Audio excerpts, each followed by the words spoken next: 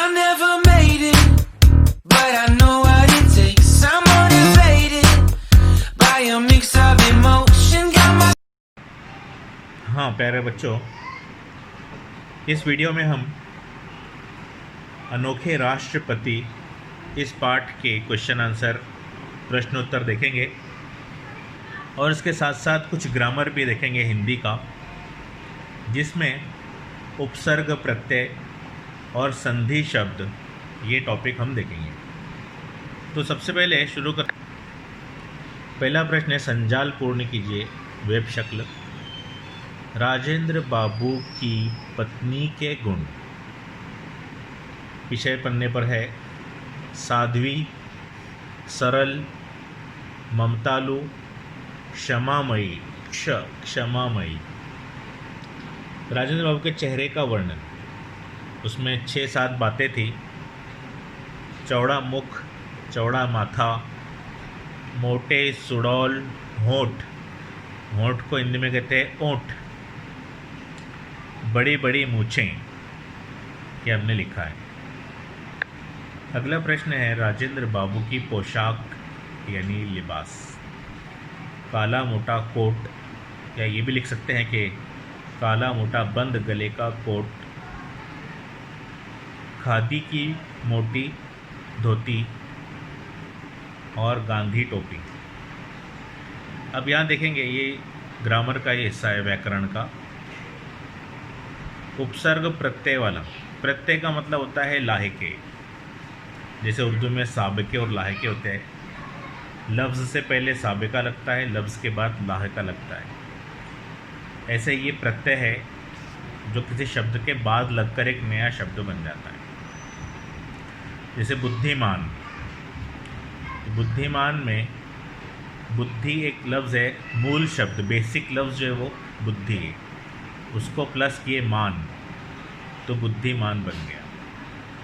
ये बेसिक शब्द इस लाइन में आएंगे, इस कॉलम में। और प्रत्यय कौन सा लगा, एक्स्ट्रा लफ्ज़, वो यहाँ आएंगे। पारिवारिक, पारिवारिक जानकारी बोलते हैं ना हम, कि अपने परिवार की जानकारी दो, तो परिवार ये बेसिक शब्द है, यहाँ पर देखेंगे। और उसको इक लगा, पारिवारिक, इस तरह से पूरा प्रत्यय लगाकर ये शब्द बना, प्रत्यय साधित शब्द बना। रोमिल, इस शब्द में रोम एक मूल शब्द है और उसको इल उसमें प्लस किए तो रोमिल हो गया, तो इल जो है ये प्रत्यय है। ममतालु, ममता शब्द है, लू उसमें लगाए तो ममतालु बन गया। देखेंगे यहाँ पर अगला सवाल है, उपसर्ग प्रत्यय युक्त शब्द बनाकर लिखिए। उपसर्ग यानी साबके, प्रत्यय यानी लाहके। यहाँ पर दिया है आवश्यक, आवश्यक यानी ज़रूरी। इसको उपसर्ग लगाना है तो इसमें आवश्यक से पहले लगेगा अति और दोनों मिलकर हो जाएगा अत्यावश्यक।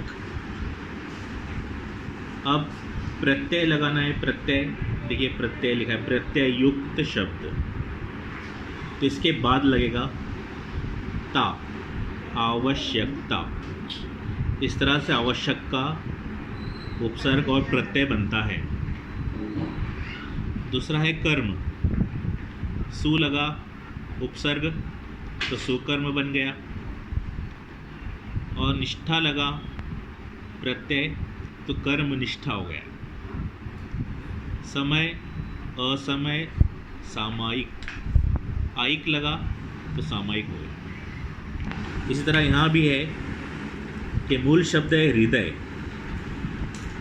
तो उपसर्ग लगाए सहृदय, प्रत्यय में हृदयी यानी दिल से, सहृदय यानी दिल के साथ।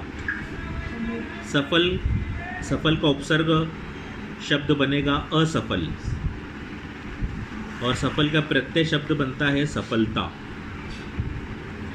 ऐसे ही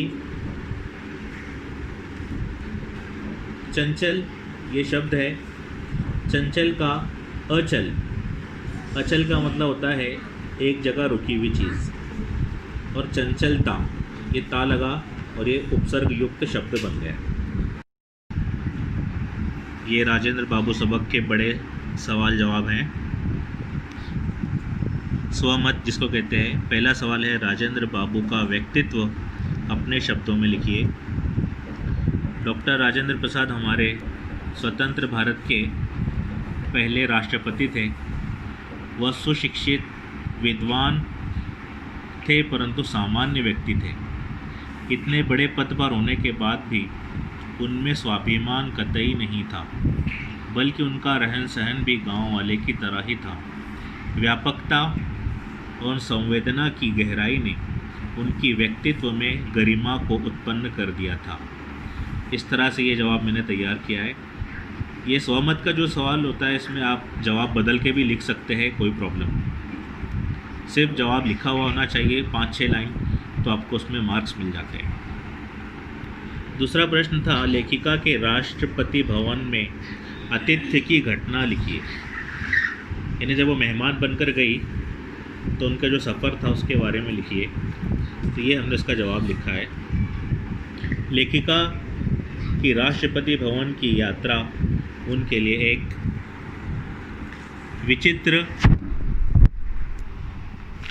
अनुभव था। यह विचित्र यात्रा थी।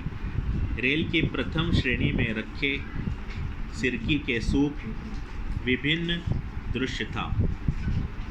उन्हीं सूपों का बड़ी बड़ी कारों पर लाद कर ले जाना, भवन के द्वार पर सिपाहियों का सलाम ठोकना एक नया अनुभव था।